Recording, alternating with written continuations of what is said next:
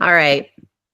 All right. So as we get started, I'm going to just take a moment to collectively thank everyone for being here in my writing projects and my journey of exploring how we can better ourselves as human beings and change our habits on the internet as well. So let's take a moment and everyone just close your eyes for a moment and feel your butt making contact with the ground or with the chair or wherever you're sitting. And sit up as tall and straight as you can. Relax your jaw. Separate your teeth. Relax your tongue and lift your chin a little bit and open the back of your throat. Just relax your tongue and let the tongue fall back into the mouth. And open the space in between the teeth.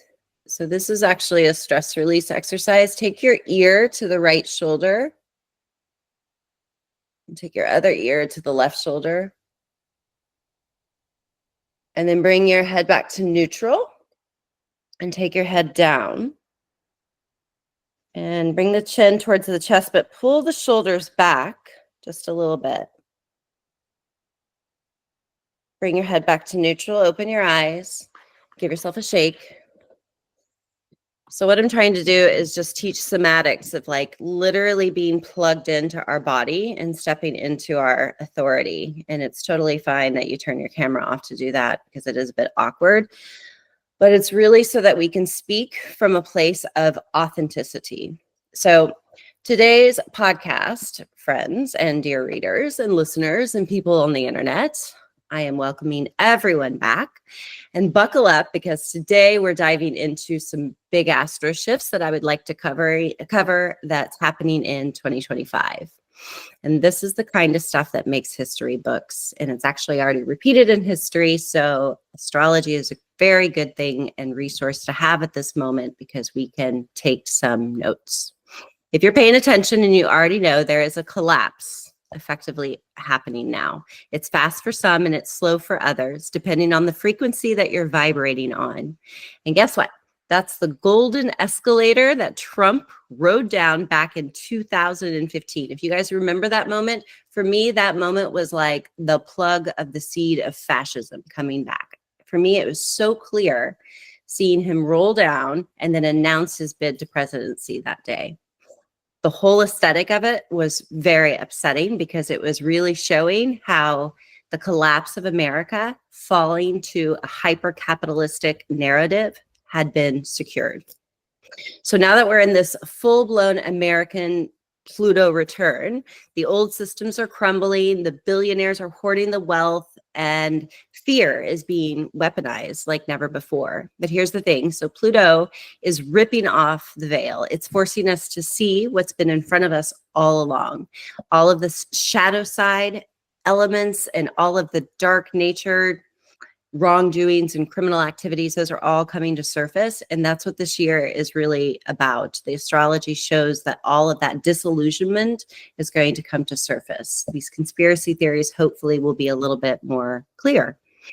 The power of transforming into something new, that's the power of Pluto.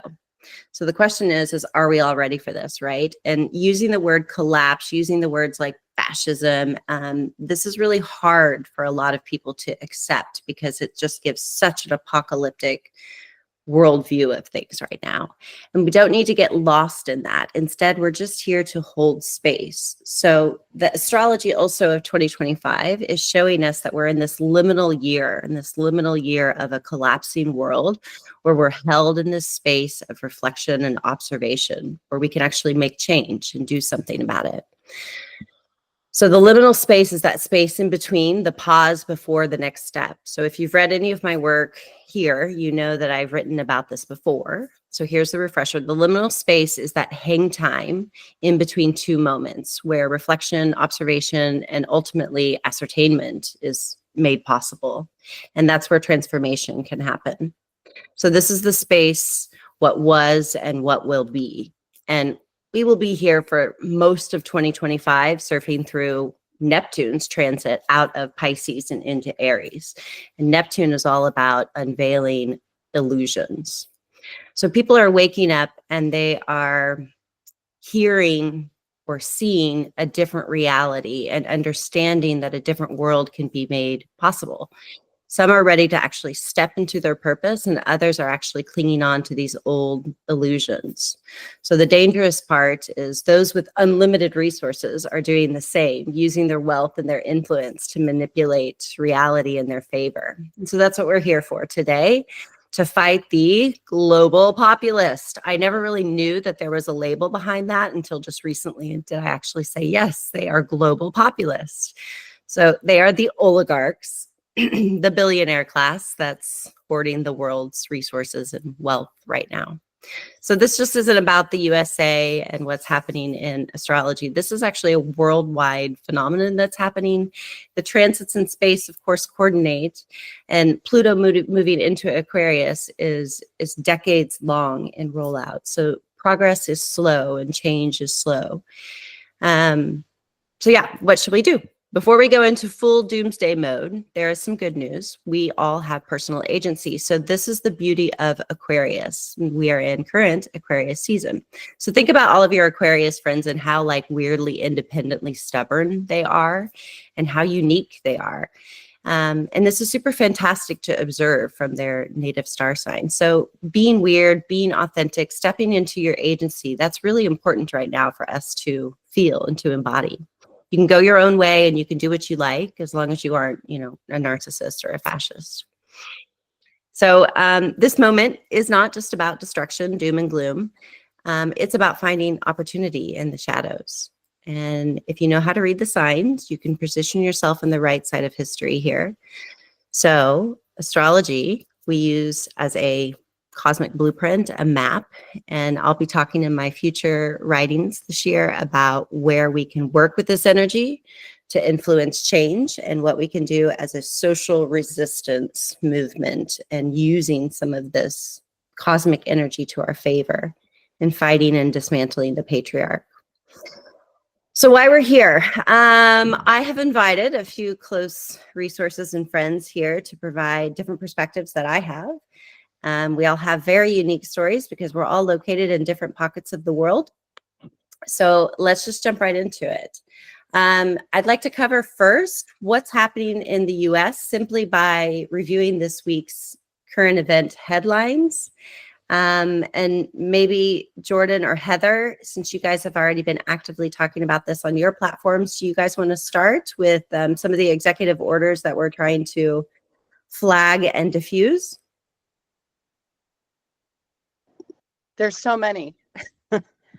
Where do you begin, right? I mean, and I think that's the point, is that for the last 2 weeks in the United States, it has been a constant onslaught of action. And I think the thing that people are talking about the most is the creation of the DOGE, the Department of Government Efficiency, and some of what they're doing sounds great. It's they're doing some line item audits that I think most people agree were necessary, but they're just forcefully taking control of payment systems. I don't know if you have all seen, and maybe Jordan or Leslie can extrapolate on that a little bit more, but I mean, they tried to take over the Treasury's payment system. They're trying to access Social Security.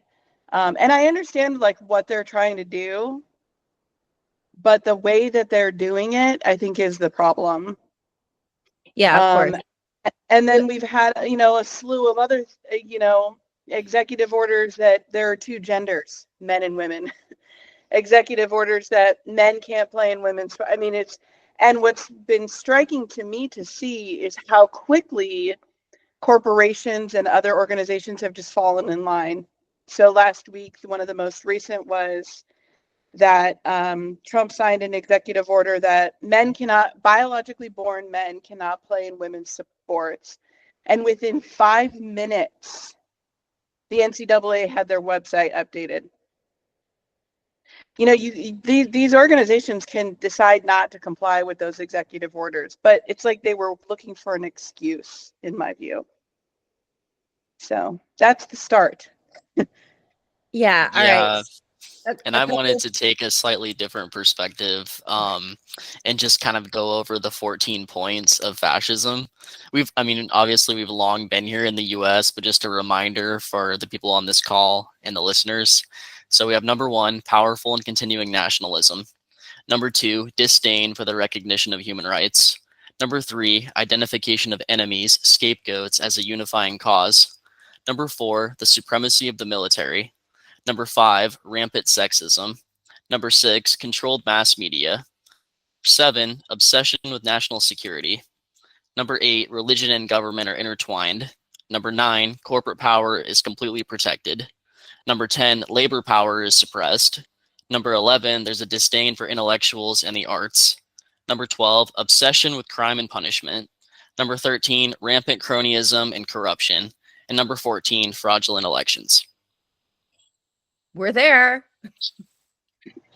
They covered every single one of those items in numerous executive orders in 2 weeks.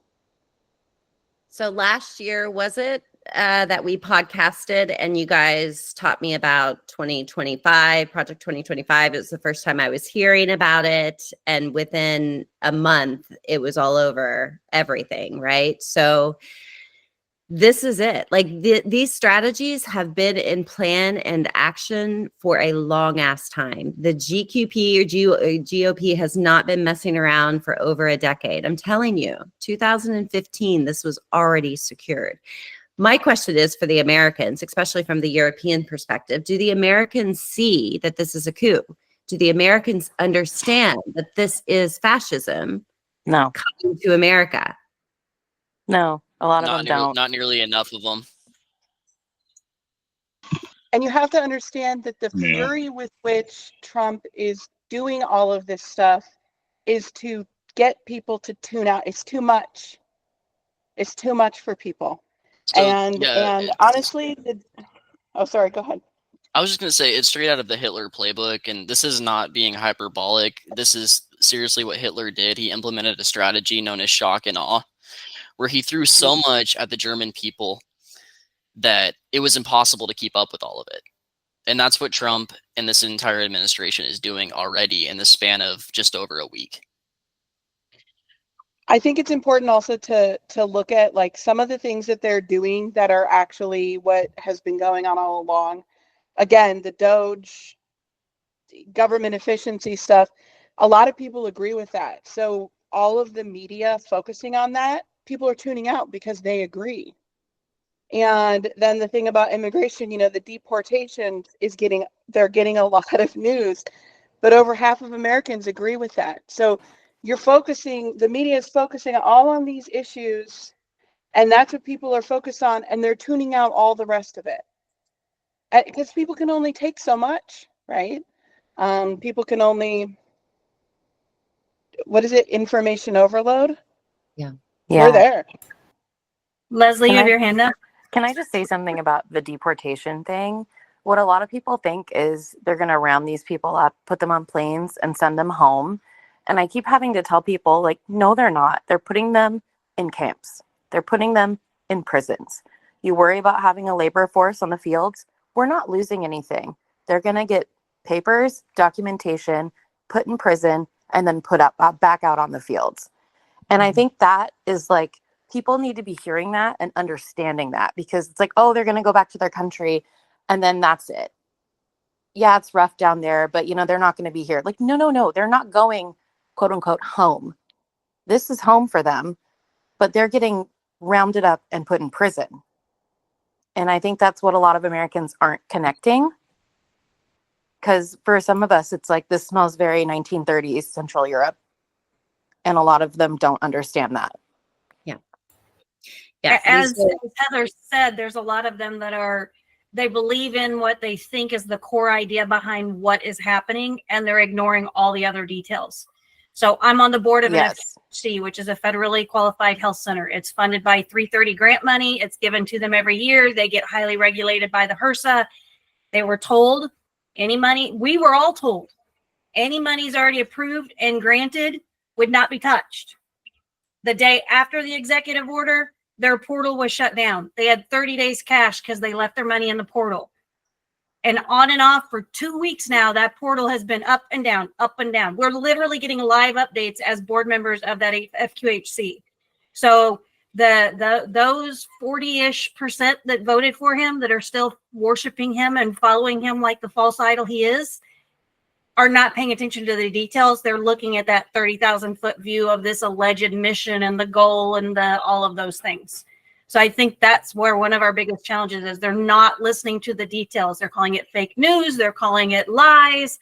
And of course, you know, the orange clown that they worship could do no wrong and say no wrong. So we have a long, very steep hill ahead of us for those of us that can't leave. Heather, Jordan, where are you guys located? Just for the readers. I'm in Oxnard, California, which I would call ground zero for some of this deportation activity.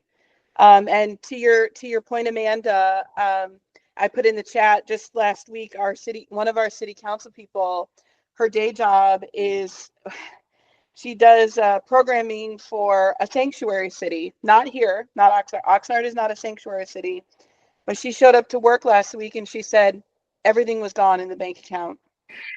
Everything was gone. And Oxnard, well, Ventura County has 60 to 70,000 people that are here undocumented. And the craziest thing to see are the number of people who are Latino who are cheering on the deportations. What does that say? All right. So Amanda, tell us where you're from. Southwest Missouri. Yeah. So I had recently saw your Facebook post and caught up on your page because you are clearing out and cleaning up and shedding some skin, doing the snake of the year thing. And and the comments that people say on your post when you are there just to try to promote more input and share awareness, and you get heavily attacked. And I look at these comments that come out from people in Missouri and my hometown, and they're quite, the MAGA people, they're quite angry. And I'm a little concerned with the lack of gun control in America, like what can come out of this, right? Like when people really start to create mass paranoia and panic, it's becoming a scary thing, right? And this isn't just limited to a Missouri thing. I'm talking urban populations are dealing with this as well. But this level of division that's also occurring right now is somewhat passive aggressively simmering, where it's like those that really openly want to support Trump maybe don't do it unless they are MAGA. And so you have a lot of people that you know are supporting Trump, and you can't even talk to them because of politics and the dividing factor there.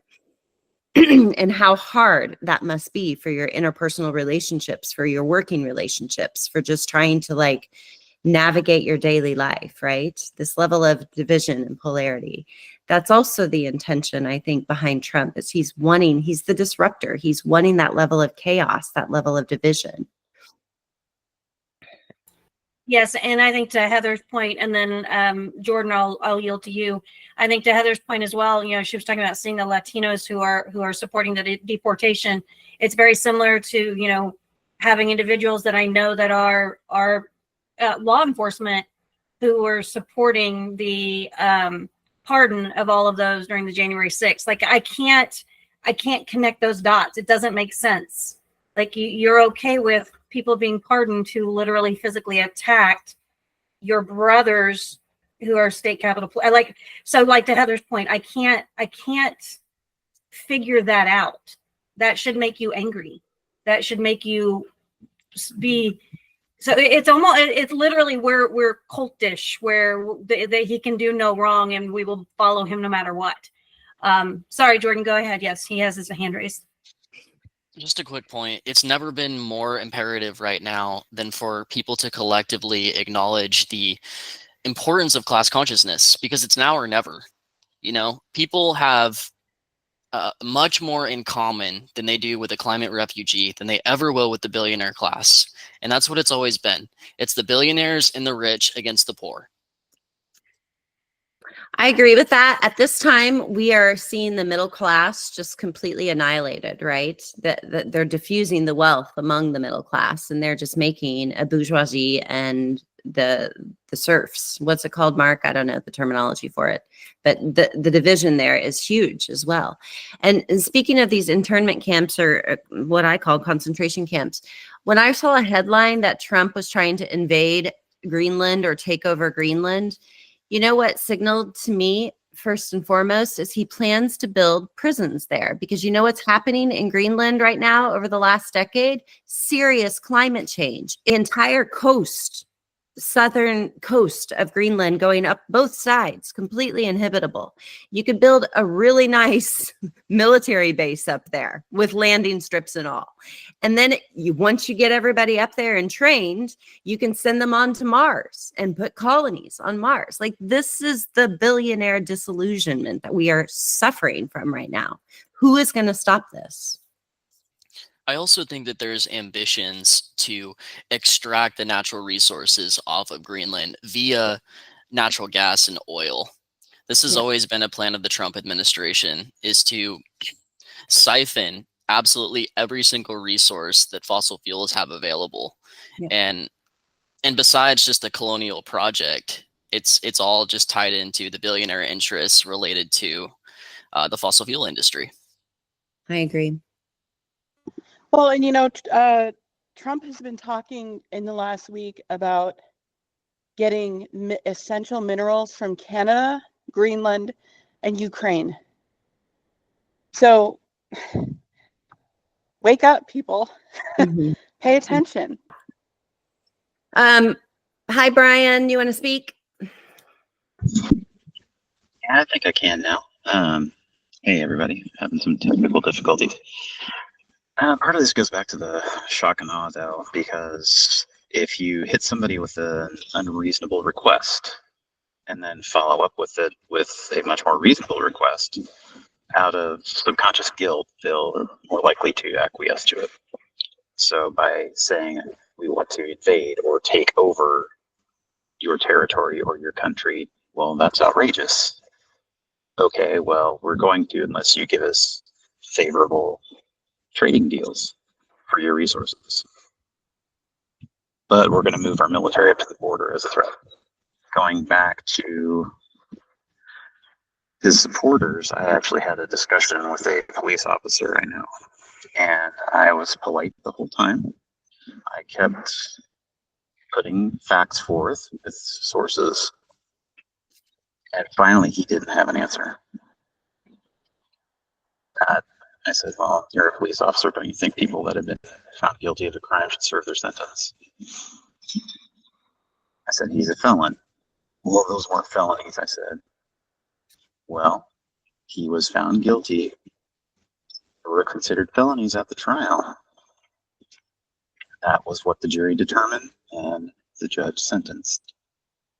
Don't want to hear what doesn't fit with their preconceived notions, because they've had 8 years of these mental gymnastics and cognitive dissonance. And after that amount of time, to try to go back, no, they have way too much mentally invested to admit the truth. It will take something drastic, such as Trump holding out a gun and blowing the brains out of their family member right next to them. Maybe they might change their mind. I think that's a clear signal to the situation, dire situation we're in right now. Yeah. Majority of people just don't care as long as they can make ends meet. Keep them poor and starving, they don't have the time to organize. Yeah, I would agree with that. I would also say I've seen a number of videos recently where, for lack of better words, it's fuck around and find out. So these Trump supporters are starting to figure out that the policies that they voted for and supported are starting to impact them personally. So now they care. And Americans are excellent at this, by the way. They don't seem to give a shit about other people until they're personally impacted economically. So, like, for example, a farmer that has land in Florida and California, he's now finding out that he's losing money because of all the tariff policies. Never mind the workers that he has that are being fucking deported. It's that he personally is losing out on income. So there's no, like, it's horrible that in this country in particular, whenever we make an argument, it has to appeal to economic interests. It's never to morality. Yeah, that's very true. I want to shift gears a little bit because I don't want to take too much time as we are talking really heavy topics and keeping things very intense. These are important conversations to have. Looking at this from our resident politician here on the call, he's not a politician anymore. He's lesser important than that, but equally important to me because I value his opinion. Mark, what is your perspective of this from the European perspective, looking in and knowing the doom that this could actually bring to America? It's a coup. What would you give as advice in this situation? Yeah, thanks, Audra. Yeah, you're right. I'm not a politician anymore. I'm sleeping at the moment, a sleeping politician. I mean, I don't want to intrude into private grief because that's what it sounds like. It's a terrible situation in America, and our heart goes out to all our friends. I've got family there. My family were booked to go into the Titanic to move to America a long time ago, and it sank. As you know, we were booked on the second voyage, my family, so we never got on it. So I'm safe here in Europe for now. But I guess because of distance, we're seeing it in a slightly different way in Europe. And this doesn't give me any comfort saying this, but it's, and I hate to say this, but it's a bit like, well, we told you so. And I know you probably told a lot of friends in America, like, we could see a slow motion car crash happening over the last 8 years. Yeah, I mean, this has been going on for 8 years or more, actually. But like, it happened during Trump 1. A lot of us thought he would get re-elected again. It happened during Biden. All the conditions were there for this to happen. And as Jordan said, the root cause of it is the fact that you're not dealing with the deep-seated structural and economic and social problems in America caused by the nature of your capitalist system that is eating itself and eating the very poorest, the most vulnerable in your society without a safety net at all. Our capitalism in Europe isn't perfect, but at least, for example, we have free healthcare, affordable healthcare that no one would dare challenge. Yeah, and these are some universal rights that we in Europe will defend to the bitter end, that you in America sadly never had, and never will have if you allow the situation to continue. So some of what we're seeing is the Trump playbook just playing out, and it's like, we're not as shocked as you are, I don't think, because it's like, yep, he's doing that. He said he would. He's going to do it. I think that the difference this time is we're ready for him. This is where I'm more optimistic. He is that I can sense now the tide is turning in Europe towards social democracy again, to more progressive values of solidarity, fairness, integrity, justice, opportunity for all. We're ready for his tariffs. We're ready for his bullying and his threats, and it will strengthen our resolve to stand up for the values that we believe in. And give you a few examples. A recent poll out last week: 94% of Europeans support climate action. 94% want the state and the member states and companies and businesses and citizens to tackle climate change, compared to what he's doing, pulling out of Paris and God knows what else. Another one is, which again, I'm not complacent here, but support for the EU is at a 17-year high now. Support for the euro is at the highest ever level. To me, this is just a reflection of Europeans saying, we do not want to become like America. Yeah, so it's a wake-up call, and I think Europeans are slowly waking up. And then final point, Audra, also good news, I would say, is that people are using the power of their pocket. Look at the Germans. The Germans are being bullied by Elon Musk, being told to vote for a bunch of Nazis. What are Germans doing? There's a 60% reduction in the sales of Tesla cars in Germany in a year. 60%. So his market share now is less than 10%. So he's feeling it where it really hurts him, not just his pocket, but his ego. So you've got to deal with it on the ground, and we're not underestimating the real threat he poses to places like Greenland, because he's going to invade somewhere. Gaza, Greenland, Panama. Okay, he's not going to invade them all, but he's going to pick one of them, isn't he, in the next year, let's say. We're not underestimating the risk.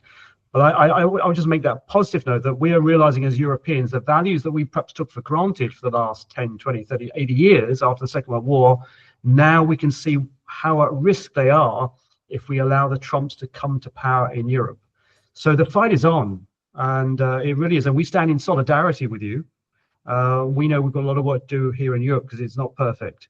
But I think we are heeding the warning, and there is visible and evidence of signs that Europeans at last, after sleeping for decades, are beginning to wake up to the threat from fascism, the rise of the Nazis again, and the oligarchs.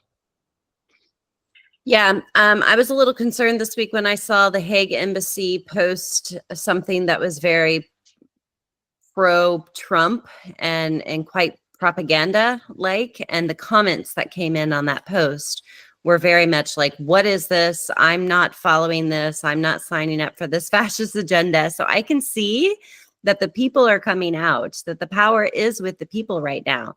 Problem is that we have so much censorship that I don't think that we stand much of a chance because we're pressed against time to really get our voices out there.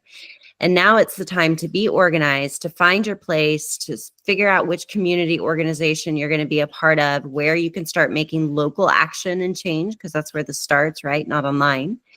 So there's all sorts of pockets of opportunity here, but it's like Heather was saying earlier, it's overwhelming. It's totally overwhelming. And that's part of the plan as well, is to overwhelm us and to desensitize us. Just everybody goes numb, right? And everybody's in this like zombie mode. We already have seen that for the last 4 years because we're all completely traumatized from everything that's happened these last 5 years. Well, I completely agree with Jordan about his point about, this is fascism. He went through the criteria. It clearly is fascism. I think, and I'm not complacent about this still, but I think the difference here in Europe, Eastern Europe, Western Europe, is of course that we were occupied by the Nazis. We've experienced fascism firsthand until 1945. Southern Europe was run by dictators up until the 1970s. Look at Greece, Portugal, Spain with Franco. And let's not forget Eastern Europe. Our friends in Eastern Central Europe were run basically by fascists up until 1989 with the so-called Soviet Union occupying much of Eastern Central Europe. So to us, fascism is a real thing. Some of us remember it. Some of our parents and all our grandparents remember what occupation, what fascism, what the Nazis did. And perhaps that's why we're a little bit more sensitive, a bit more alert to the threat. We won't buy the bullshit. Yeah. As I said, we've still got a battle to fight because these oligarchs aren't going to go away, are they, easily? But I also make this point. I think they're really overplaying their hand. This muzzle velocity strategy that Steve Bannon outlined, I think, a few years ago, which they're trying out, and what they're trying out in tariffs and the bullying. I mean, I think they're already overplaying their hand. That's how I'm seeing it as an outsider. I think the wheel's already coming off. I mean, it's not fooling anyone this time. It really isn't. Yeah, I mean, they've got to almost terrorize the world to be able to dominate the world. And all that's going to happen now is America's influence, like cutting all the budgets for US aid, which was founded incidentally by JFK to promote soft power around the world, pulling the budgets are there. The Chinese are just going to move into that space. Same with tariffs as well. I mean, you're just going to, your economy, which has already squeezed a lot globally in the last 20, 30, 40 years, is going to be just squeezed further. That's the tragedy of what Trump is doing.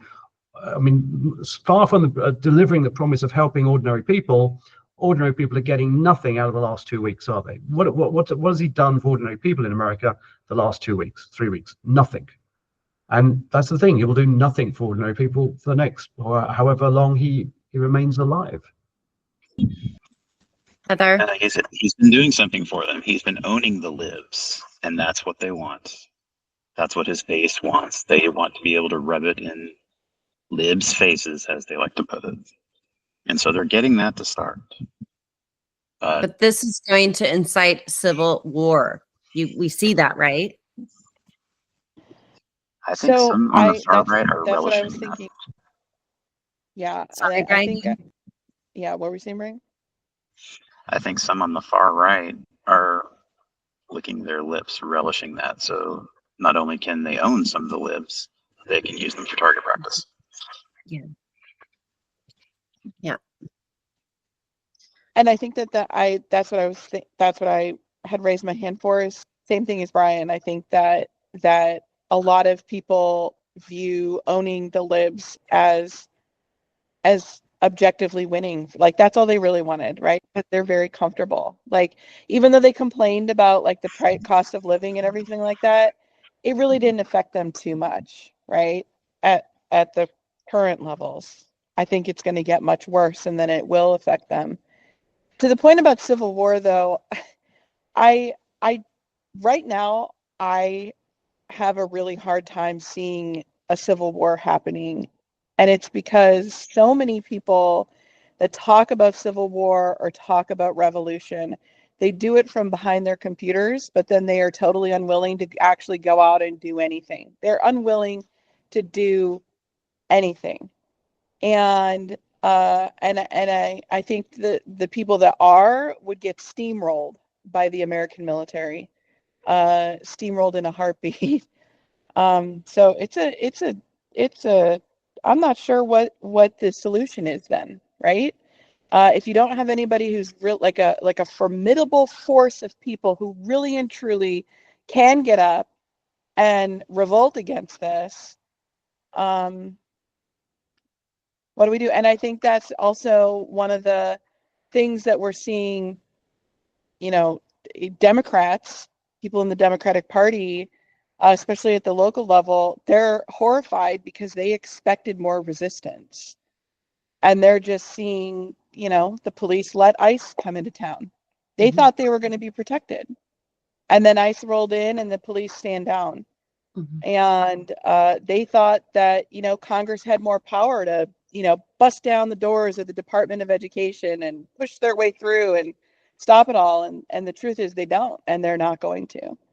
So I'll stop there. Brian, do you want to finish or wrap up a point before we move on to Leslie? But I don't think, it's not going to be like the American Civil War of the 1860s, state against state. It's more of urban versus rural. I would see infighting that happened in, say, the Baltics in the 90s, that kind of thing, if it did come to it.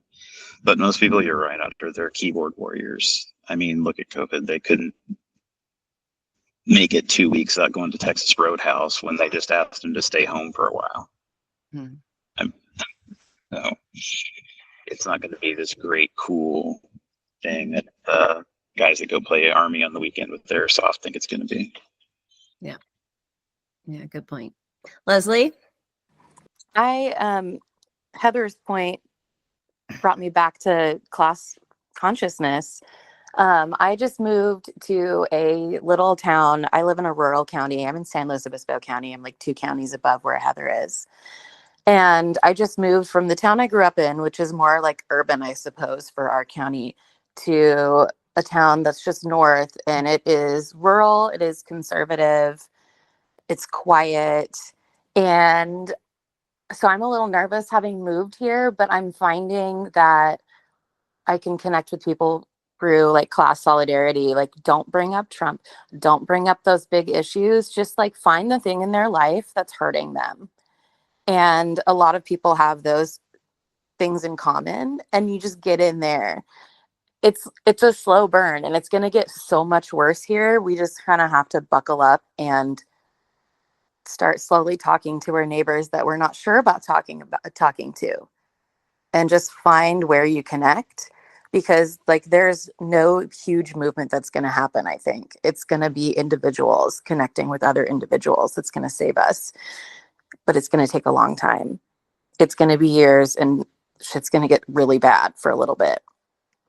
I hate to be doom and gloom about it, but No, but I totally agree with you. And you're right. It's a chain domino effect, a chain reaction and domino effect. It's really about random acts of kindness and extending that on an individual basis to build a community and to build a team effort. Absolutely. right. Yeah.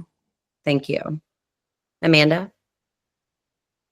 So, similar to what Leslie was saying, I live in a fairly rural. I live in Audra's hometown, Southwest Missouri, a very large red state. The nearest one is Kansas. It's kind of purple. But anyways, I can say that there are a significant number of people in this area that are unhinged, that are batshit crazy.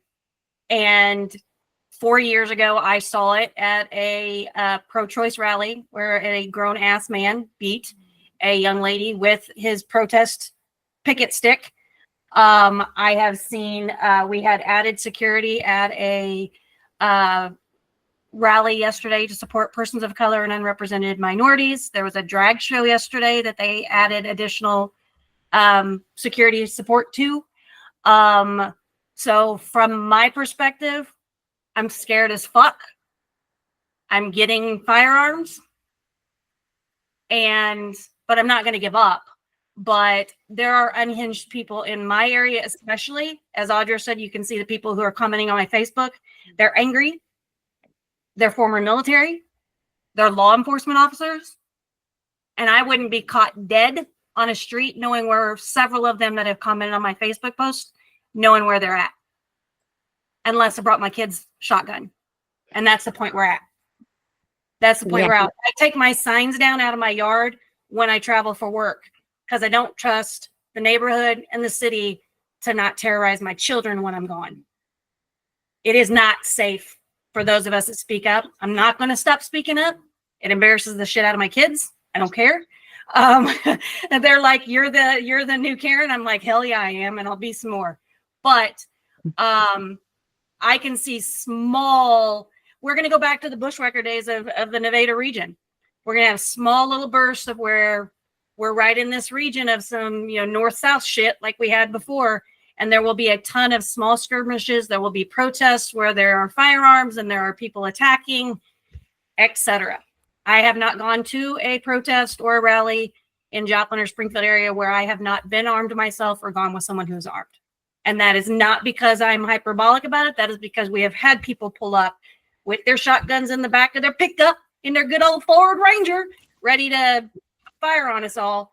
And we've had to call the police. We've had to have people who are armed to go down there and discuss with them. It's not safe being in these areas, but we just have to keep fighting the fight. And if nothing else, I get unfriended by a bunch of people who won't walk on the same side of the street as me. Good to be there. But that's from my perspective. I don't think we're going to have a full-on civil war, but I definitely think in some areas it's going to be ugly and uncomfortable for quite some time. It's going to take a few years to let these themes die out, unfortunately. And everyone I'm seeing saying, oh my God, I can't handle this for 4 more years. You guys, it's going to be more like 4 to 10 years. And once you wrap your head around that and put a stoic mindset behind it, you're going to be okay, I promise. Brian and Leslie, I see you both in the queue. Who wants to speak first? I just wanted to comment further on what Amanda said. The left needs to arm themselves 1,000%. And I can't emphasize that enough. It doesn't matter if you don't want them in your home, learn how to use one. We need to be ready. It's like going on a diet. This is not a quick fix. This is a lifestyle change. Buckle up. Yeah. So Brian and I've had lots of gun safety talks before, and he and I grew up with guns in our hands from a young age, and we know not to disrespect a piece of machinery like that. So Brian, go ahead. Leslie, I agree with you. And you're right, Audra. I don't think I told you the story. I won a shotgun at a Ducks Unlimited banquet that I went along with my dad to at the age of 3. And they gave me the shotgun.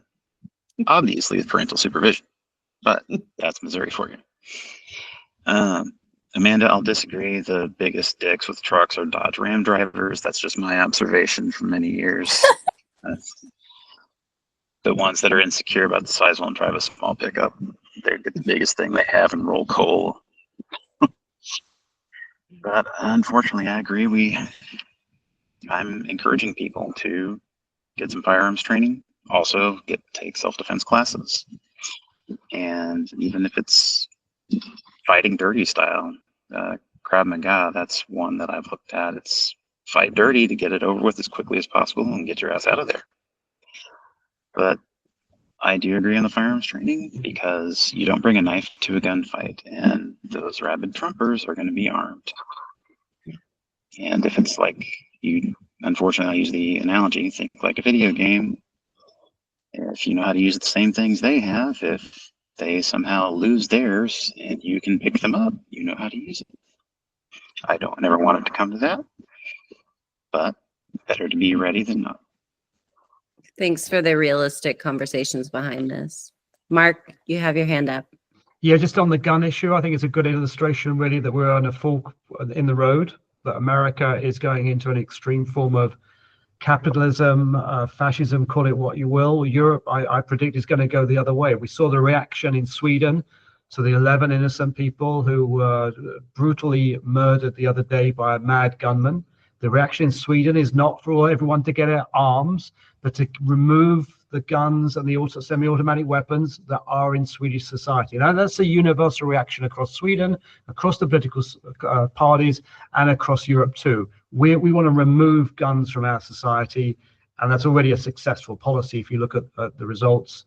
And I think the Swedish tragedy is just going to reinforce that. So I think we're at a real fork in the road moment for America and for Europe. And of course, not just Europe. It's I think we need different sort of allies in the next few years. Allies based on values of solidarity, fairness, equality, justice. Be they Canadians, be they Mexicans. I think Europe's going to be looking to actually fill some of the gap that America is leaving to build a progressive alliance internationally. Like I said, I'm not taking it for granted, but I think we realize in Europe now what we've built up since the Second World War.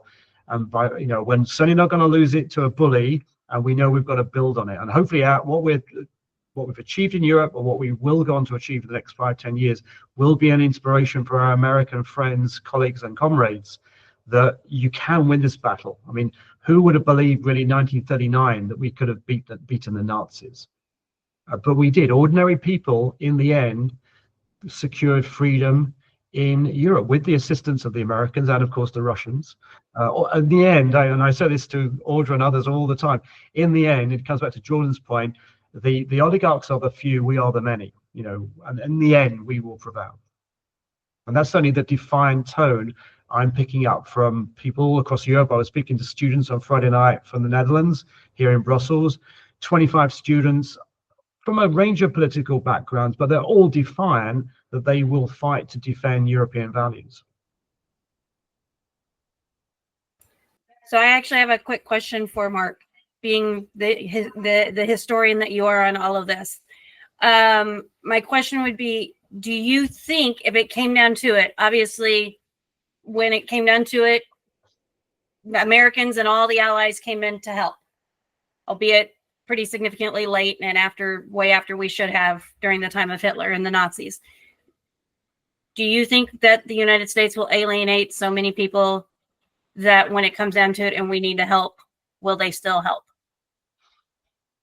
I think, like I said, it depends on the values, really. I mean, I think that this really is a fork in the road, and the Americans, the government, we're not going to, lose faith in the American people or the American ideals. Many of us have, as I said, friends and family there. But if the American government turns on us, we will turn on them. And, we will support our allies and friends based on values. But we're not going to support the Americans who are taking a fascistic turn. Absolutely not. Macron is already threatening to put troops into Greenland to support the right of the Greenland people for self-autonomy, and quite right too. No one wants war and the conflict or death and destruction, but from time to time, Europeans have to defend our values, and maybe that time is coming, Amanda. There's no automatic right for America to gain the support or trust or trade of Europe. I mean, we can't believe he's threatening to attack a NATO member. Yeah, I mean, how crazy is that? So no, we will draw a line and we will defend not just our interests, but our global values that we all believe in. And I think we're really serious about that. I think he's grossly underestimating how passionately we feel about the values that we've built up in Europe in the last 80 years. Never going back to 1939, 45, never ever.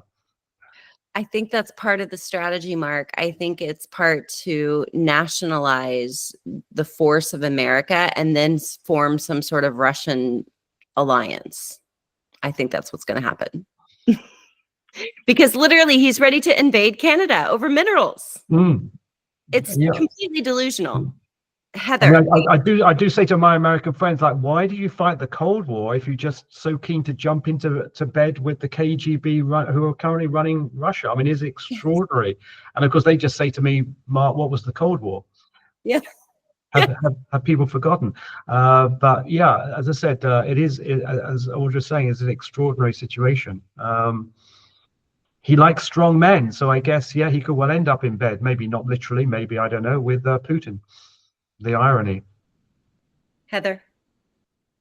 Yeah, I think a big problem we have that's going to complicate this, to Mark's point about values, is that Americans don't really have any unified values at this point. Like, everyone is very all over the place. Since I think COVID hit, we have really drawn into our hyper individualistic nature. Everybody has a different set of values. We have alternative facts. Alternative facts.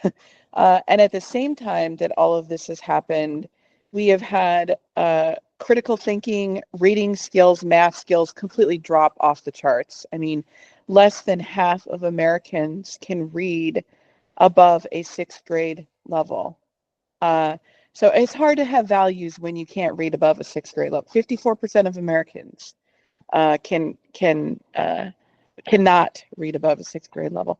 And then the other thing that's happening also that we're dealing with is all of this climate-fueled disruption here in the United States. That's not to say it's not happening elsewhere, but it's particularly difficult for us to deal with because you have so many people that, back to values, they don't even believe in climate change.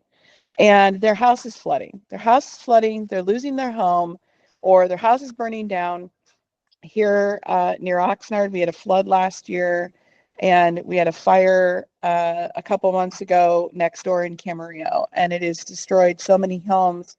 And the people whose homes were destroyed, the sentiment I'm hearing the most is, well, yeah, this wasn't climate change though. Hello? To Mark's point about values, I think our problem is we don't share any values with our neighbors as much as maybe 20, 30 years ago. And so I would not blame, for example, Europe or NATO countries for not defending us, because we don't, this is who we are. Sorry, it's true. I'm not saying that's who I am. I'm saying this is who Americans are overall. Yeah. I don't think the lack of issues and values are an American thing. I think that's globally. And I think what that is also like a loss of religious values as well. So when people don't replace religion with some source of spiritual purpose and higher purpose to their life, then you just are void and you drop down and you don't find values valuable in your life to define, right? Unless you're like working or somebody's mentoring you or somebody's guiding you into that process. Leslie. Yeah, I wanted to just take something that Mark and Heather said. Mark was saying that eventually there's going to be a line in the sand that our allies are not going to cross. This may be inflammatory, but I think that needs to happen for the people to wake up and decide to put down the individualistic, ideals that we have and band together and work together through this. I like it. I like it. Christina, welcome. Happy you could join us. Unmute yourself. And hi, welcome back. Nice to have the resident psychologist here on the pod tonight. You can end our call and soothe us all into some sort of betterment for our nervous systems. I think that'd be better for you to do. You're more on the, that kind of side of things. But hi everyone, thanks for having me. Thanks for having me, Audra. I'm an American living in the Netherlands, and I wanted to know specifically. I have this question for Mark, because Mark was talking about World War II for a bit, and I don't know if there's any other World War II buffs here, but something that I've noticed recently, or that I've been thinking about, is the rise of the far right, specifically in Germany, and the age group. The age group that is most voting for them tends to be 18, 19 to 25-year-olds. And I was talking to someone the other day about this. I was just speculating, do they think that this group carries more of this sentiment, kind of akin to the if we were to make an analogy about America cozying up to Russia, and like, did you forget about the Cold War? Well, I wonder if these kids are the first, I call them kids even though they're young adults, are the first generation of people to not have living ancestors from World War II. And maybe would you consider that? Do you think that that's part of it? Yeah, absolutely, Christina. I think that's the thing. I think 10% of Germans now apparently don't really know much about the Holocaust, for example. The level of attachment to the horror of the Second World War is diminishing as the generations die out. The most recent generations, you should say, have less attachment. But I personally think it's something else. I think that the younger generation are just pissed off with our version of social democracy or capitalism as well. Like, it may be good for overall, particularly for my generation, but it's not good for young people in Europe, and we've got to fix that. The housing crisis in the Netherlands is a good example, but it's pretty bad in Germany as well. All the evidence suggests, though, that, and I'm not again being complacent, that these younger people are flirting with the AfD, not because they're Nazis or neo-Nazis, but because they just want to protest. That should be a cause for complacency. Quite the reverse, but I think it's not evidence of a sort of a political turn to the far right in Germany. I think it's a failure of, as we see, of the German economy post-war boom to sustain the sort of social compact between the generations and between the classes. That's breaking down. That's why I'm hopeful, particularly actually ironically because of Musk's intervention, that young people will wake up and realize, as Jordan said, this is about class consciousness in Germany. You need to change the tectonic place in the German class society again to provide solidarity between the classes and through the generations.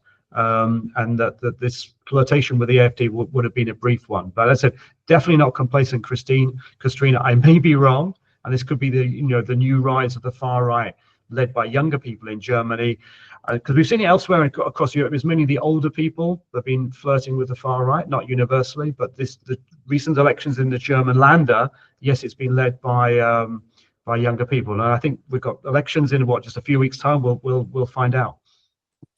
Do you think that this, in part, is their way of being subversive, because they, as you said, it's their way of protesting, but just their way of kind of being anti-establishment? Yeah, and I think it probably goes to what's happened. There's links between what's happening in Europe and America. The social democrats, particularly the social democrats in Germany, but like the Democrats in America, are no longer the progressive force that they need to be to address some of these systemic failures of modern capitalism. Be it wages, housing, opportunity in terms of career. People just feel left behind, and the system's rigged against them. And the social democrats seem to be flailing around, failing to answer those challenges. So I think that's really so. But the answer is actually, it's in plain sight. Social democrats and Democrats in America have got to get radical, got to get progressive, got to start answering some of these challenges. Give you one example. Every person should have the right to housing. I mean, it's 2025. How can we not provide housing for all? at an affordable rate. Yeah, and the Social Democrats in Germany and elsewhere have got to start adopting. I think they're common sense. They're not even radical or not that socialistic. Just common sense policies like that, Christina. And until they do, I think Germany's going to be very, very vulnerable. But as I said, Trump's intervention and Musk is president, is deputy president, ironically may actually save the Social Democrats from a hiding in a few weeks' time. Just sliding back into my spacesuit here. You're off to Mars with Musk. We are at the hour mark, and I appreciate everyone's dialogue here. I love it. I absolutely love talking about these topics. In my article that coincides, I'll include some of the astro behind some of the things that we've cited. A lot of it has to do with the Uranus energy that is very predominant this year and coming through the 2025 chart. And Uranus is here to represent things to just fuck shit up. It's very Aquarian itself. And so it's to be innovative. So this is where we find these opportunities in the dark spots. At the moment, a lot of people in my network are saying, where do I go? Where do I sign up? What do I do? And a lot of that is local activation. So people like Jordan and Leslie and Heather that are here and Amanda, they're already doing a lot in their local communities. Brian is a homesteading dad. He's been nomadic since 2020, is it, Brian? I think, with his family traveling abroad. So I really do think that there's a big threat with the U.S. borders with Canada and Mexico. And the pushback that you have now from the Mexican president is really nice to see. But we have another party coming in March that's to be secured while Justin Trudeau is kind of just in the waiting at the moment. So who knows what's going to come and play with Canada's strong arm against the U.S. as well. But what we see is the U.S. is definitely in this isolated place. And when that happens, you're setting yourself up for terrorist activity as well. So I kind of feel and sense that also happening and growing and spreading in with the Arab Spring collective issues that are growing in Europe and in the Middle East as well. So when is the French elections, Mark? Is that happening this year? Macaroon, when is he due? No, I think that's next year. It may even be the year after that. So he's still got a couple of years to run. I mean, that's a bit like Germany, really. No cause for complacency whatsoever, because obviously Le Pen and basically our fascists are on the rise there too. But that's next year. However, as I said, I think what's going on in America will be their downfall, their demise, because French people will just say, and they did recently in their parliamentary elections, that the left rallied in the end to defeat the fascists, and I think that will happen this time as well. My French friend just messaged me earlier this week. She's like, why haven't you guys started to light any stuff on fire yet? Come on, where is your spirit? And here's the other thing that I'm kind of predicting in the months to come with Trump's backlash and him throwing down his strong arm is that he will start to incite social order in his growing police state against the protest community. So we're all practicing our First Amendments, and people that actually have time in their lives to go do public protesting, I think that these will be shut down quite easily and or muted, and or we're already seeing this globally. They had a big protest in Berlin and you didn't see very much media coverage on it. It's happening also in France, and these things are being shut down. So the media right now is a huge influence and not a positive one. And you'll see platforms like Substack where you've got both voices, because it's purely uncensored here. So you've got both voices. It's important to stay engaged to see what the right is actually doing, promoting, speaking about. So there's a lot that you can't tune out and turn out and plug out of. And that's why these kind of communities are super vital. So you don't have to be responsible for taking it all in. You can just text your friend, hi, I'm melting down this week. I can't even absorb the headlines. This is how Christina and I talk daily. So community is so important right now. Who's next? I'm lost. Where are we in the queue? Jordan, you want to talk? To point out that Luigi's trial begins on February 18th. So my friends abroad, keep an eye on that, because that has obviously been buried in the news cycle ever since the whole shift in TikTok. I don't know about you guys, but I've heard barely anything about Luigi. So keep an eye on his trial. Absolutely. That's one to watch. The other thing I was going to note is this week, Wednesday, Thursday is the full moon, and it's in Leo, the opposite sign of Aquarius. Leo is an important sign because it's all about the show. It's all about the form of creative expression. And it's Trump's rising sign. So when we have our rising sign placement, that's how people perceive us to be. So we very much perceive him to be this Leo energy, but he is the shadow side of Leo energy. He is like, if I'm explaining Leo energy, you have Mustafa from The Lion King, and then you have Scar, whatever the brother is that's like friends with all the hyenas. That's Trump, all right? So mind your P's and Q's this week, Americans, because there might be some insightful behaviors that Trump is going to pull off some more shenanigans and throw in some more low blows. Okay, are we ready to wrap up? Okay, can I just ask everyone to set up? Because I want to put you back into your bodies. So we have that nice somatic experience. If you want to shut off your cameras, you can as well. This is why I wasn't closing out, Audra. I don't do the woo-woo shit. That's for you. You do. So when you set up tall, you set up straight, you plug your sitting bones from your pelvic girdle, you plug those into the chair or this seat that you're sitting on, and then roll your shoulders back like you're holding an apple between your two shoulder blades, and stretch your shoulders apart a little bit, and stretch your head out and up like a puppet tear is holding you from the crown of the head. Drop your shoulders away from the ears. Relax your tongue. Part your lips. Open the mouth a little bit and take a big breath in. And then exhale through the mouth. And do that again. And then sigh really, really heavy on the exhale out. So inhale in. And then exhale. And one more time because it's super fun. Inhale in. And then exhale out. And then just hold there with your eyes closed for just a moment.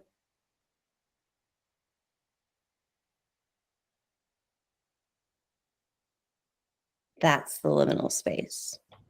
Open the eyes. You can turn your cameras on if you'd like to say goodbye. Thank you, guys. I appreciate every and each and one of you helping grow my projects and special interests. And keep on resisting, keep on elevating and rising above. Namaste.